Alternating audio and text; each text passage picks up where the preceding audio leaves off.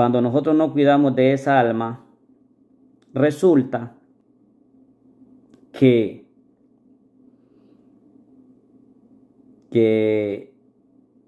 el diablo se apodera de ella. Que el diablo se apodera de ella. Y entonces nosotros debemos de cuidar esa alma, porque esa es un regalo que Dios nos dio.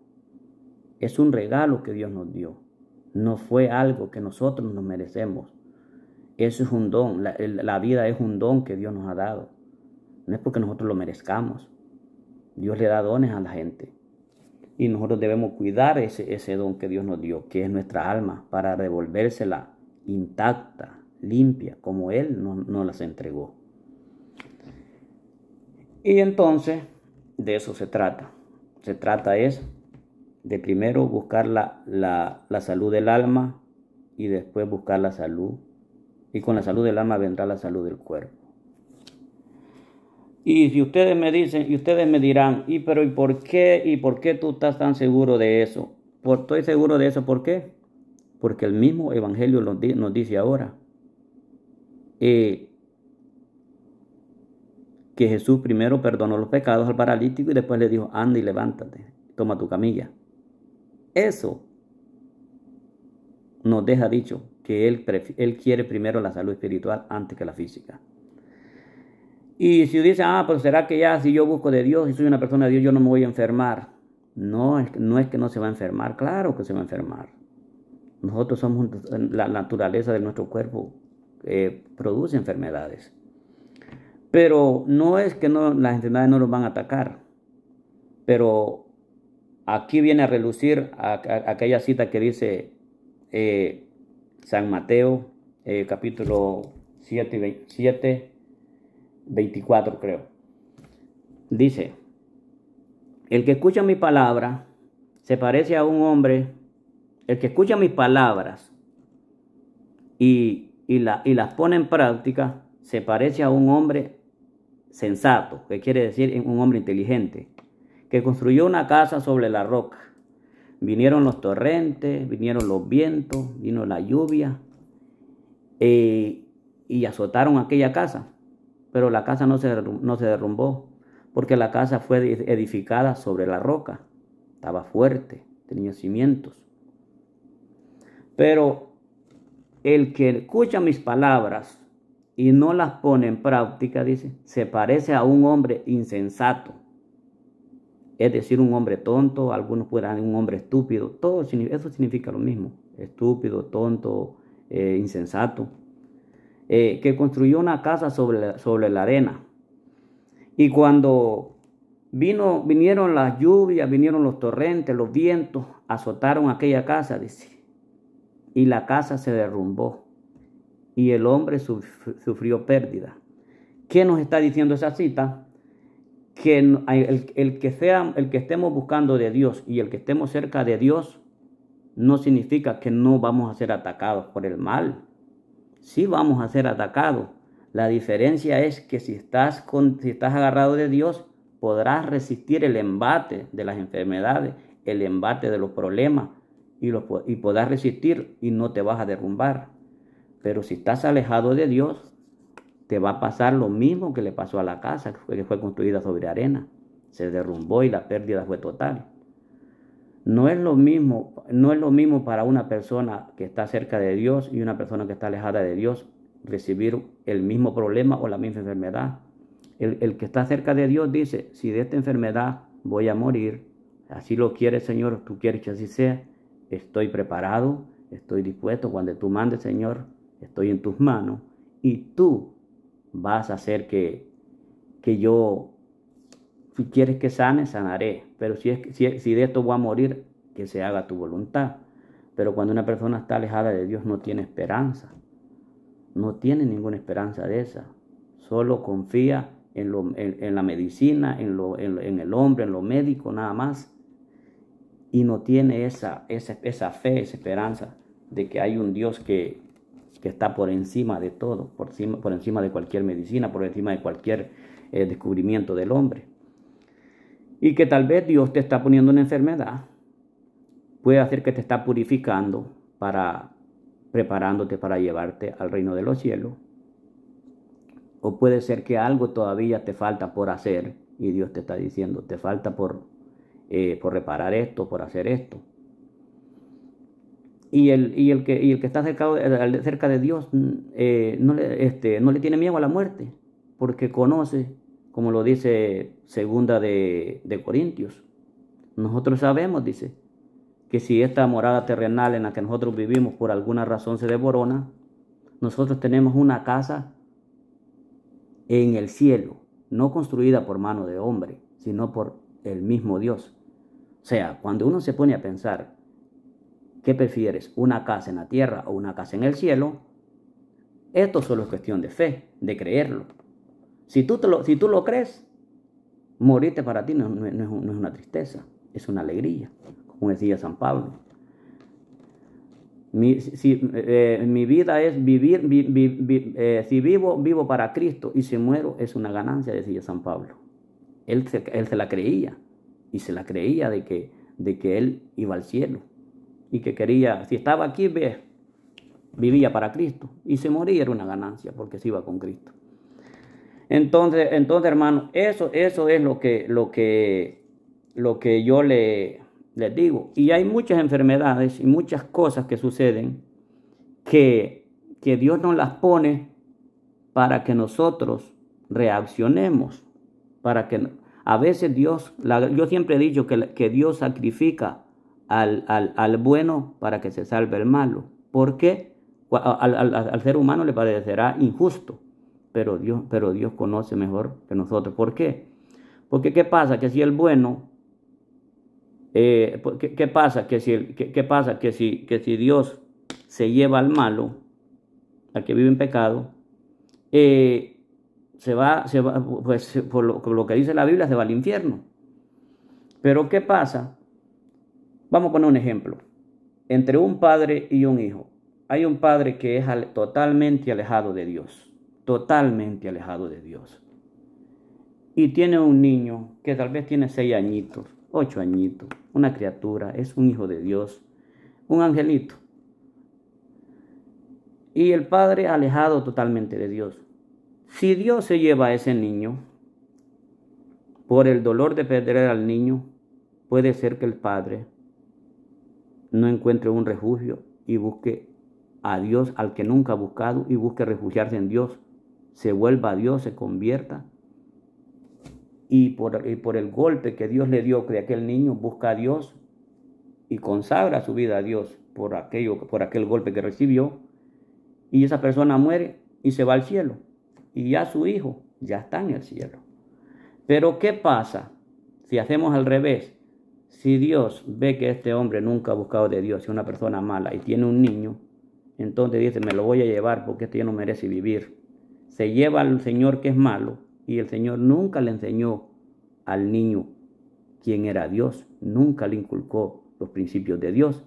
Muere el Señor, se condena, se va al infierno, y el niño, como nunca escuchó del papá que Dios existía, también sigue el mismo camino y termina llevando el mismo ejemplo del papá y se convierte en una persona alejada de Dios, una persona mala. El papá ya murió, está en el infierno. Después el niño siguió el ejemplo del papá y muere y también se va al infierno. Y eso no es lo que quiere Dios para nosotros. El propósito de Dios es que todos los hombres se salven y que lleguen al conocimiento de la verdad. Ese es el propósito de Dios. Dios no nos hizo para que nosotros muriéramos en las garras de Satanás. Dios nos hizo para que nosotros viviéramos en santidad. El cuerpo Dios lo hizo para que fuera santo. Nosotros lo hemos tomado para hacer otras cosas. Por ejemplo, una vez me dijo alguien a mí que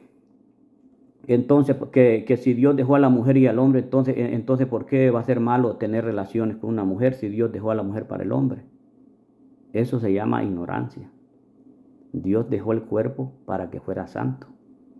Yo le dije a él, un cuchillo el herrero lo hace para que tú cortes tus alimentos y los hagas en pedacitos y los comas adecuadamente.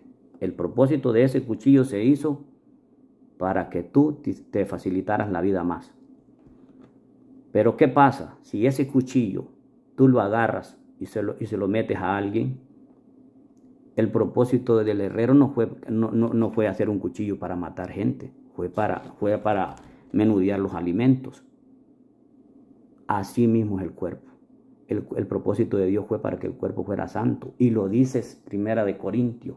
Dice así: ¿acaso no sabéis que vuestro cuerpo es templo vivo del Espíritu Santo? Señores, el cuerpo Dios lo hizo para templo vivo del Espíritu Santo, y eso es lo que verdaderamente es. Pero ¿qué pasa? Cuando nuestro cuerpo se llena de pecado, el Espíritu Santo no habita en nosotros. O el Espíritu Santo está derrotado. ¿Y cómo debemos alimentar para que el Espíritu Santo habite en nosotros y siempre nos inspire, nos guíe, nos dé los pensamientos para con Dios? Con el rosario, la oración, leer su palabra. Eso es alimentar el Espíritu Santo. Pero dicen los sacerdotes que si hay forma de uno destruir y debilitar el Espíritu Santo, es las malas palabras, las groserías, todo aquello que es mala palabra y grosería, grito, ira y todo eso dicen los sacerdotes, que debilitan y matan el espíritu que vive en nosotros. Entonces, Señor, eso es lo que pasa cuando nosotros no conocemos a Dios. Y ustedes me dirán: José, ¿y por qué tú te tomas el tiempo o puede hacer una molestia? Para mí no es una molestia, para mí hay una alegría compartir la palabra de Dios. ¿Por qué tú te tomas esa molestia? ¿Saben por qué yo me tomo esa molestia de predicar y compartir la palabra de Dios con ustedes? Por lo que dice el libro de Santiago, capítulo 5,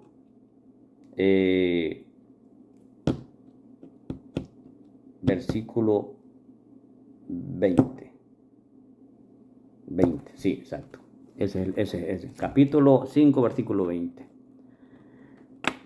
Porque cuando yo estoy predicando a ustedes, estoy salvando una alma de la muerte. Así lo dice Santiago en su libro de Santiago.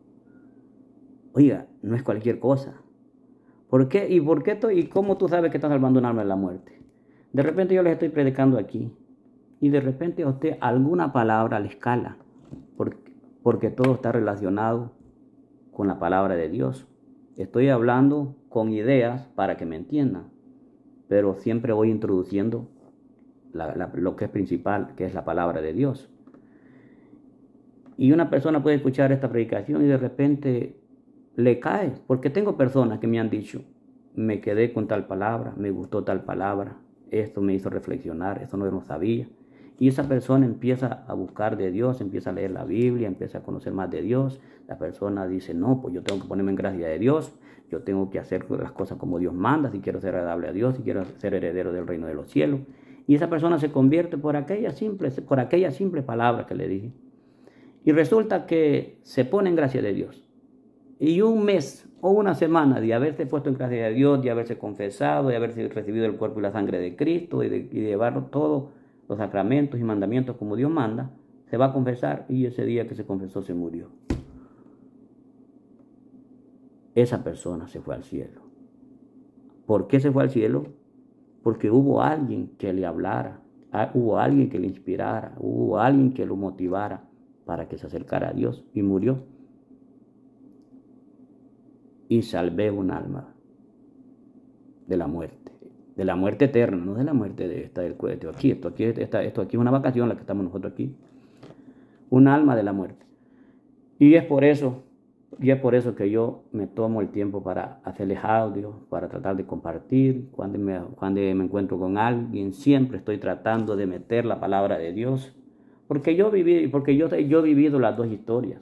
Yo viví muchos años alejado de Dios. Y yo pensaba que Dios nada más estaba allí, que Dios iba a tener misericordia y que Dios me va a perdonar porque Dios es un Dios bueno. No. Jesucristo dice en Apocalipsis, dice, pronto vendré y recompensaré a cada uno, según sus obras, según lo que haya hecho. O sea, que si no hemos hecho nada, no hay recompensa. Y yo no me quiero quedar sin recompensa, yo no me quiero quedar sin galardón.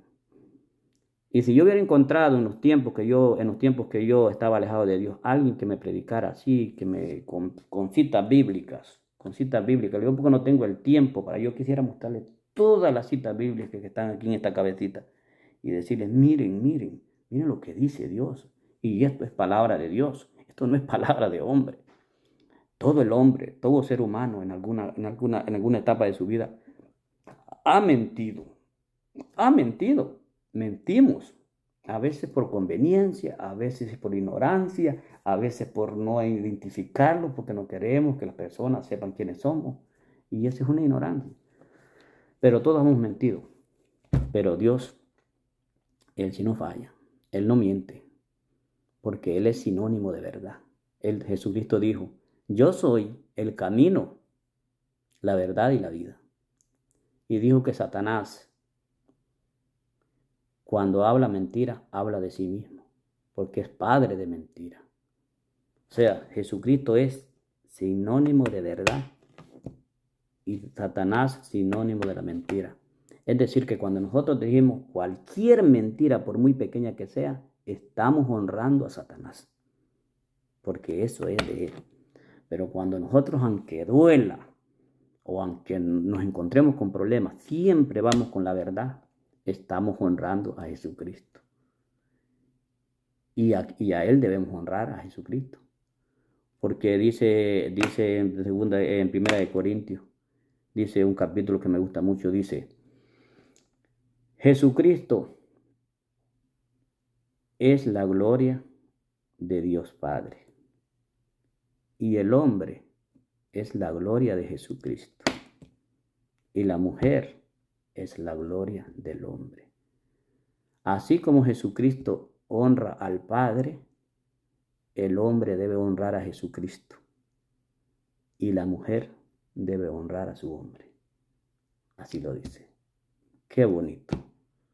Si nosotros tomáramos esos ejemplos, que así como Jesucristo honró al Padre, nosotros honráramos a Cristo y nuestras esposas honraran a su hombre, mandato de Dios, no mandato de hombre, no habrían problemas. Pero nosotros no tenemos esa voluntad que Jesucristo tuvo. Y ustedes me dirán, pues Jesucristo es Dios, Él tiene todo el poder. Sí, pero Jesucristo se humilló a ser hombre como nosotros, para Él sufrir lo que sufre el hombre. Como hombre, Él se cansaba, le daba sueño, comía. Pero como Dios caminaba por sobre de las aguas, le decía al mar, estate tranquilo, se estaba tranquilo. Como Dios le decía a los muertos de 4 días, Lázaro, sal de ahí, yo te lo ordeno. Esa era la parte de Dios. Pero cuando él murió y cuando él se hacía pasar como hombre, estaba en la condición de hombre, él sufría. Él pasaba orando todo el tiempo. Y tal vez no es que Jesucristo oraba porque él lo necesitaba, si Él es Dios. Eso era, dice la Biblia que Jesucristo oraba días, noches enteras. Pero era para darnos un gran ejemplo a nosotros, que constantemente debemos estar orando para que el mal se aleje de nosotros. Y cuando Él estaba orando, dice que estaba orando que ya iba a ser la hora de que lo iban a entregar para que lo crucificaran. Dice que Jesucristo estaba orando y que caían lágrimas como si fueran sangre sobre la roca. Jesucristo nos enseñó todo lo que nosotros debemos hacer. Nosotros no lo estamos haciendo a veces porque no lo conocemos, pero cuando empezamos a conocer, nos da deseo de imitar a Jesucristo, nos da deseo de hacer lo que nos mandó. Y entre más lo hacemos, más nos motivamos. Y esa motivación quisiera yo que ustedes que van a escuchar, ver este video, lo hagan. Yo les deseo que Dios derrame lluvia de bendiciones sobre ustedes, sobre sus hijos. Y una cosa, si aman a sus hijos, si se aman a ustedes mismos,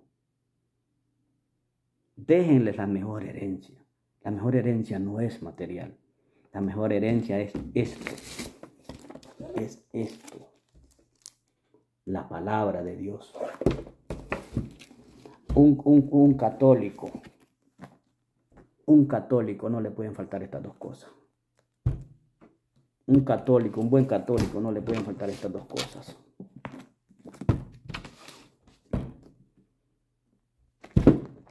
Catecismo y Biblia.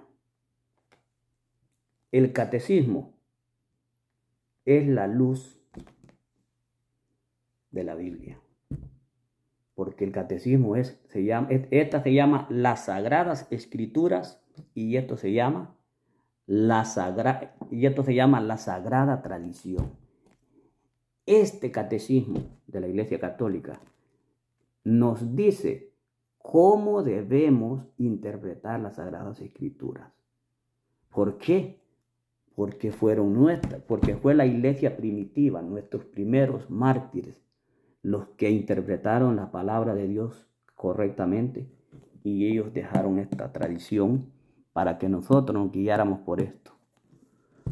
Por eso es que los hermanos protestantes andan bien extraviados, porque ellos no tienen este catecismo, y si el que lo tiene no cree. Esto es inspiración del Espíritu Santo. Esto se escribió por inspiración del Espíritu Santo, y esto es lo que vivieron. Esto fue lo que vivieron los apóstoles y los mártires. Y nosotros nos guiamos por el catecismo para poder interpretar la Sagrada Escritura de la manera más correcta. Entre más leamos el catecismo, más entendemos la Sagrada Escritura. Porque el catecismo es la luz para interpretar correctamente la Sagrada Escritura. Yo les deseo, hermanos, que algunos de ustedes se motive y tómense, háganse un video así, compártanlo, inspírense. Y vamos a compartir la palabra de Dios, como yo se los he dicho en algunas reuniones aquí con mi familia. Si compartimos un café, compartimos una comida, compartimos fiestas, compartimos Navidad, compartimos Año Nuevo, compartimos cumpleaños, compartimos bodas, compartimos de todo, que es alegría para nosotros. ¿Por qué no compartir lo más importante que es nuestra vida? La palabra de Dios, porque la palabra de Dios es vida y es vida eterna.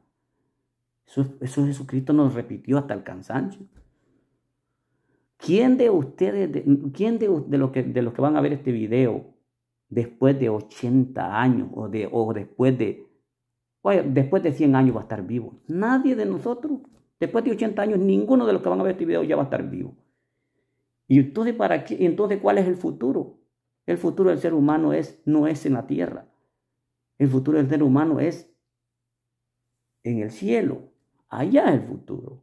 Cuando nosotros trabajemos 40, 50, 60, 70, 80 años luchando, trabajando para entrar en ese reino, podremos hablar de futuro.